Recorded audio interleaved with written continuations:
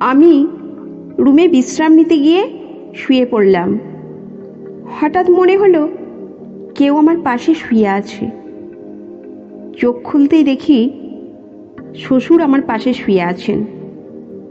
তাকে দেখে আমি হতবাক হয়ে গেলাম। শ্বশুর আবার ভুলে গেলেন যে আমি তার বউ নই, আমি তার ছেলের বউ। আমি তাড়াতাড়ি নিজেকে মুক্ত করে বললাম, বাবা, আমি আম্মু নই। কিন্তু তিনি নিজের আবেগে মগ্ন ছিলেন। এত বয়সে এসে তারই উত্তেজনা দেখে আমি হতবাক হয়ে গেলাম। তারপর তিনি আমার হাত ধরে টেনে নিলেন। তারপর শ্বশুর বললেন, আমি তোমার সৌন্দর্য দেখে মুগ্ধ হয়েছি। আমি বললাম, বাবা, আপনি কি করছেন? আপনি ভুলে গেছেন আপনি কার সাথে আছেন? এরপর যা ঘটনা ঘটেছে তা আমার কাছে খুবই ভয়ানক ছিল। আমার নাম রূপা। আমি অনেক সুন্দর দেখতে। শরীরের গঠন আর নাইবা বললাম, একটু স্বাস্থ্যবতী হওয়ায় আমাকে নাকি আরও বেশি সুন্দর লাগে, এটা সবাই বলতো।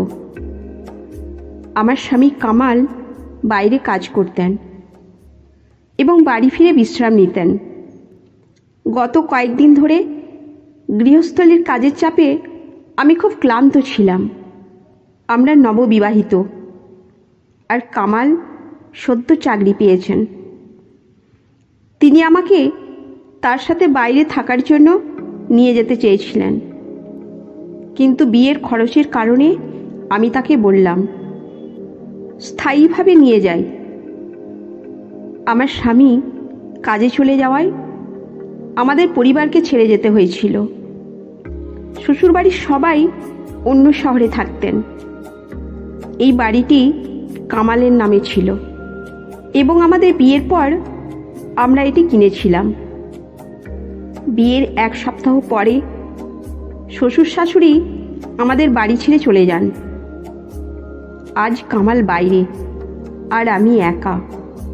কামাল তার বাবা মাকে আমাদের বাড়িতে রেখেছিলেন যাতে তারা আমার সাথে থাকতে পারেন।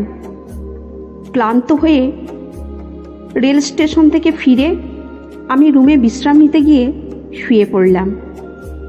হঠাৎ মনে হলো কেউ আমার পাশে শুয়ে আছে। আমার আতঙ্কে চোখ খুলতেই দেখি শ্বশুর আমার পাশে শুয়ে আছেন। তাকে দেখে আমি হতবাক হয়ে গেলাম। তার উপস্থিতি আমার কাছে অদ্ভুত মনে হলো, কিন্তু তিনি যাভাবে বললেন, মা, তুমি খুব আরামে ঘুমাও।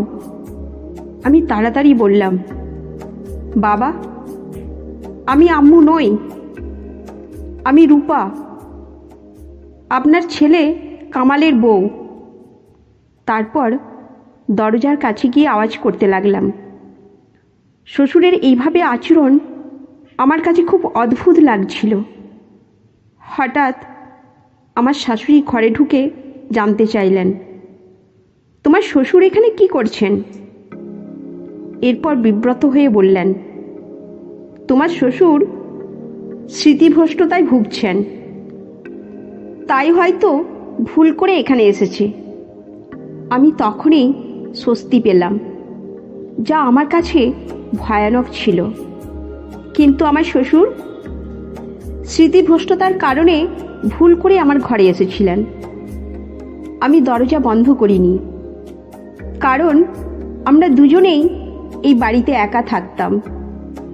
আমি আবার শুয়ে পড়লাম, কিন্তু ঘুমাতে পারছিলাম না। আমার স্বামী এখন বাইরে থাকে, তাই আমাকে শ্বশুর শাশুড়ির সাথে থাকতে হয়। প্রায় 2-3 মাস ধরে আমি একাই ছিলাম। সদ্য বিবাহিত হওয়ায় স্বামীর ইচ্ছা মেনে নেওয়া ছাড়া আর কোনো উপায় ছিল না। আমার স্বামীর পরিবার আমাদের বাড়িতে এলো।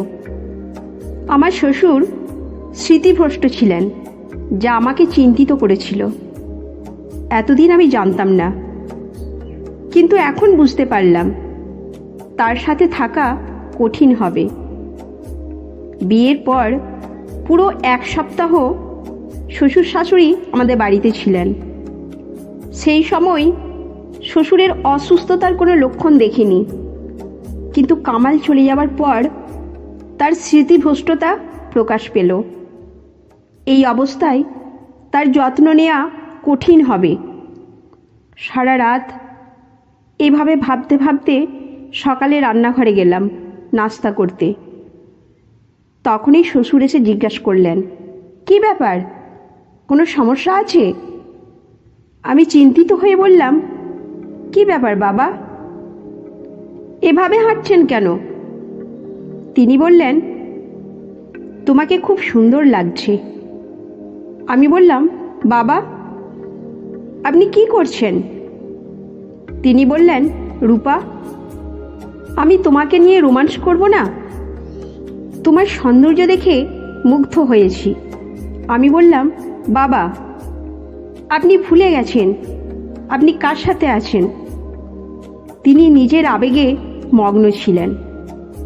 এত বয়সে এসে তার এই উত্তেজনা দেখে আমি হতবাক হয়ে গেলাম। এই সময় মা ঠান্ডা হাওয়া খেতে খেতে বারান্দায় এসে জিজ্ঞাসা করলেন, কি ব্যাপার, কোনো সমস্যা আছে? আমি উত্তর দেওয়ার আগেই মা শ্বশুরের হাত ধরে তাকে ছাদ থেকে নামিয়ে নিলেন।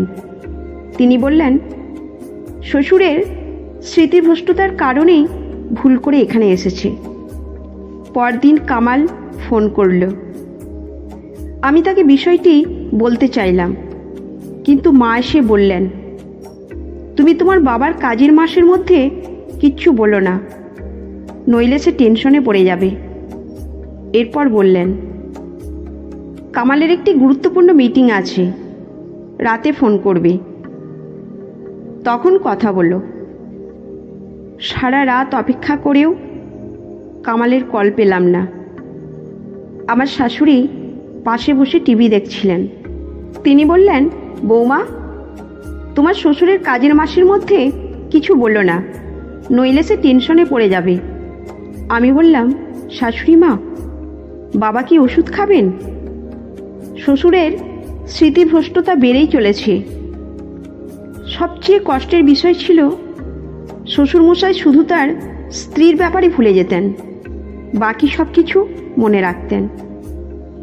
আমি অনেক সময় ইচ্ছাকৃতভাবে তার ব্যক্তিগত জিনিস লুকিয়ে রাখতাম, কিন্তু তাও তিনি সব মনে রাখতেন।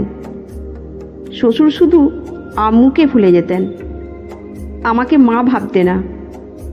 মনে হতো তিনি স্মৃতিভ্রষ্টতায় ভুগছেন না। যদি ইচ্ছাকৃতভাবে করতেন তবে তাকে সহ্য করতাম না। স্বামীর চলে যাওয়ার পরে 3 মাস অনেক কষ্টে শ্বশুর শাশুড়ির সাথে কাটিয়েছি। রুমের দরজা বন্ধ করে ঘুমাতাম এবং সারাদিন মুখোমুখি না হওয়ার চেষ্টা করতাম। একদিন দুপুরে তালা লাগাতে দেখলাম দরজাটা ভাঙা। চিন্তিত হলাম, কারণ সকাল পর্যন্ত দরজার তালা ঠিক ছিল। বিকালে ঘুমানোর সময় দরজা বন্ধ করে রাখতাম যাতে কেউ ঢুকতে না পারে। প্রিয় দর্শক, এই গল্প থেকে আমরা একটি গুরুত্বপূর্ণ শিক্ষা নিতে পারি। পরিবারের সদস্যদের প্রতি যত্নশীল এবং সম্মানজনক আচরণ অত্যন্ত জরুরি। মানসিক অসুস্থতা থাকলে বিশেষভাবে ধৈর্য ও সহানুভূতি প্রদর্শন করা উচিত। বাড়িতে নিরাপত্তা ও সচেতনতা বজায় রাখা, বিশেষ করে বয়স্ক সদস্যদের সাথে আচরণের ক্ষেত্রে গুরুত্বপূর্ণ। সম্পর্কের প্রতি ভালো যোগাযোগ ও মূল্যায়ন একে অপরকে বুঝতে সাহায্য করে এবং সম্পর্ককে শক্তিশালী করে। আমাদের প্রতিটি পদক্ষেপ আমাদের ভবিষ্যৎ গড়ে তোলে। সাবধান থাকুন এবং আপনার পরিবার ও সম্পর্কের মূল্যায়ন করুন।